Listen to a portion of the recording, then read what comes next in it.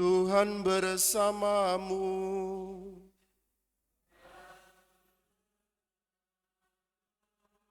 Inilah Injil suci menurut Yohanes.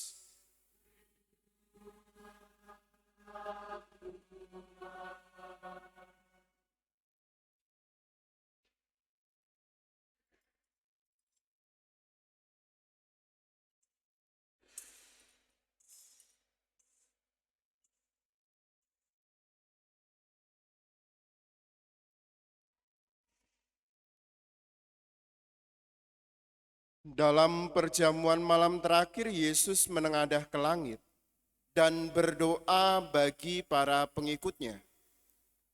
Bapa yang kudus, bukan untuk mereka ini saja aku berdoa, tetapi juga untuk orang-orang yang percaya kepadaku melalui pemberitaan mereka, supaya mereka semua menjadi satu, sama seperti Engkau ya Bapa di dalam aku dan aku di dalam Engkau, agar mereka juga di dalam kita, supaya dunia percaya bahwa Engkaulah yang telah mengutus aku.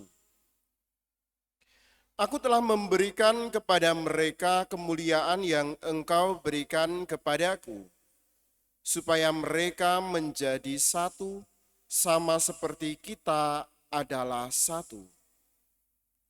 Aku di dalam mereka dan Engkau di dalam aku, supaya mereka menjadi satu dengan sempurna, agar dunia tahu bahwa Engkau yang telah mengutus aku, dan bahwa Engkau mengasihi mereka sama seperti Engkau mengasihi aku. Ya Bapa, aku mau supaya dimanapun aku berada, mereka juga berada bersama-sama dengan aku, yakni mereka yang telah Engkau berikan kepadaku, agar mereka memandang kemuliaanku yang telah Engkau berikan kepadaku, sebab Engkau telah mengasihi aku sebelum dunia dijadikan. Ya Bapa yang adil, memang dunia tidak mengenal Engkau, tetapi aku mengenal Engkau, dan mereka tahu bahwa Engkaulah yang telah mengutus aku.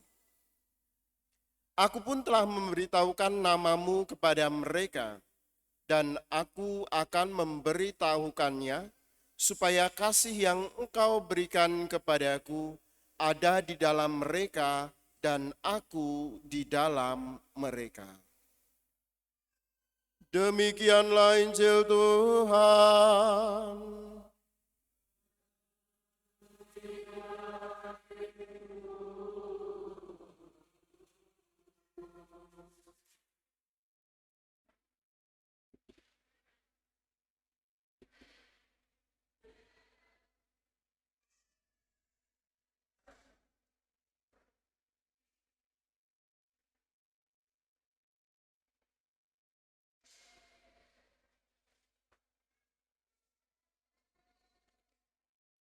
Bagikanlah dengan lemah lembut harapan yang ada di dalam hatimu. Bapak, Ibu, dan saudara-saudari yang terkasih, selamat sore. Minggu ini banyak hal yang kita rayakan. Yang pertama adalah kita merayakan hari Minggu Paskah ke-7. Yang kedua, kita juga dalam Minggu Paskah ke-7, minggu sebelum Pentakosta, merayakan hari Minggu Komunikasi Sosial Sedunia yang ke-59. Selain itu, di keuskupan kita juga merayakan hari devosi. Maka dari kemarin sampai tadi, hari ini, banyak orang berkumpul di wilayah Wehalim bersama dengan Bapak Uskup juga merayakan hari devosi. Bapak, Ibu, dan saudara-saudari yang terkasih, tentu saja sudah tidak asing dengan namanya devosi. Dan banyak di antara kita melaksanakan atau menghidupi devosi kita masing-masing. Mungkin ada yang berdevosi kepada Bunda Maria, ada yang berdevosi kepada Yesus Kristus, atau devosi kepada orang kudus dan lain sebagainya.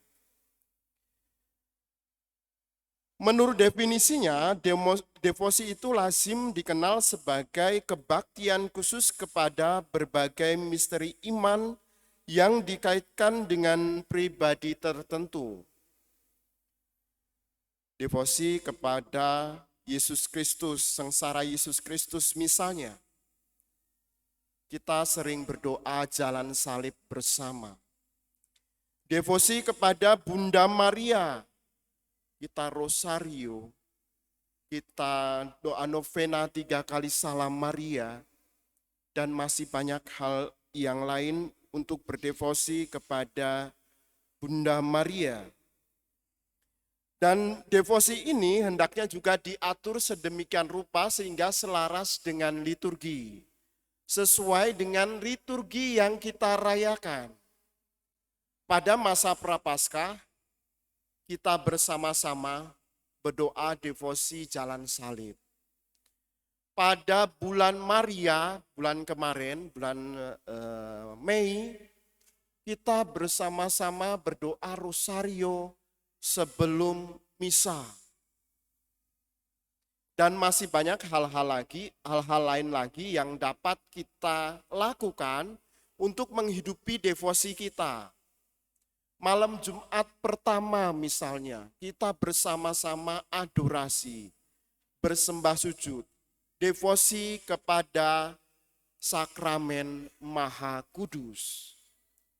Dan devosi ini menjadi semangat bagi kita untuk terus mengikuti Yesus Kristus. Dalam sebuah tulisan dikatakan sebagai devosi itu adalah vitamin bagi kita. Vitamin bagi kita.